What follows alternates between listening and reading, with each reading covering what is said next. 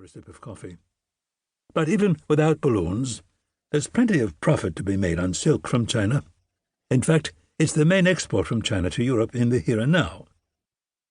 The China trade is pretty important to the Spanish, the Portuguese, and the Dutch, so we do need to keep tabs on it, and the further we get away from the Ring of Fire, the less reliable your uptime histories are as a guide to what's happening in the world.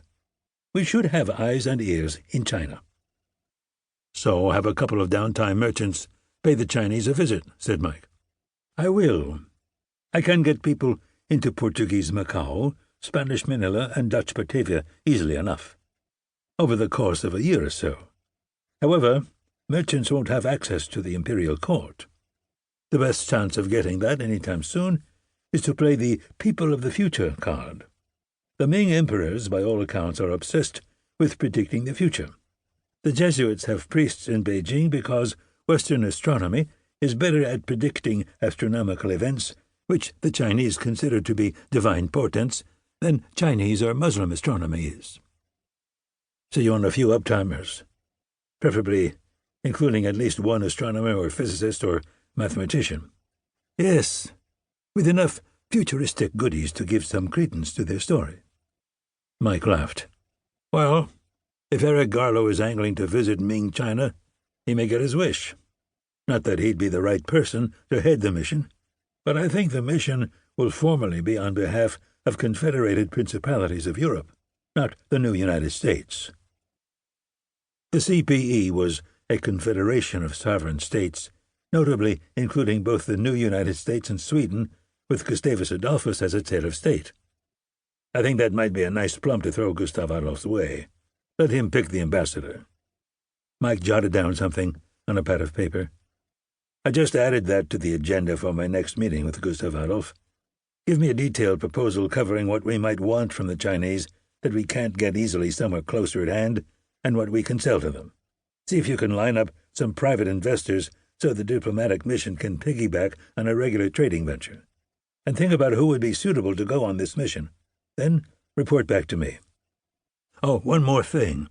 Mike shook his finger at Don Francisco. Don't turn your proposal into a PowerPoint presentation. Don Francisco shrugged. You sound like King Canute, commanding the tide to recede.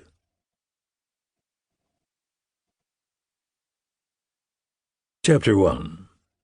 Year of the Rooster, 8th month, September 3rd to October 2nd, 1633.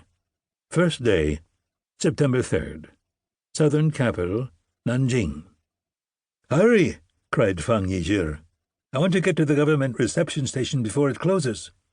I am hurrying, said his servant, Xudong.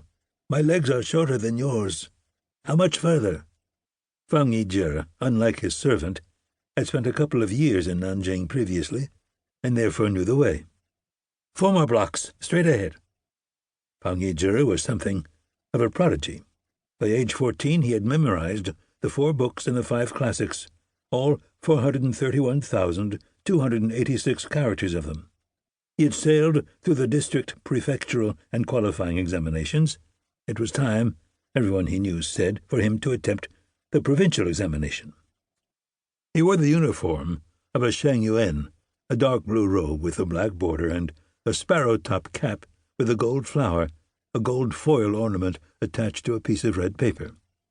While he held no actual office, any Shang Yuan was considered, for purpose of social precedence, to belong to the 9th and lowest rank of the civil service.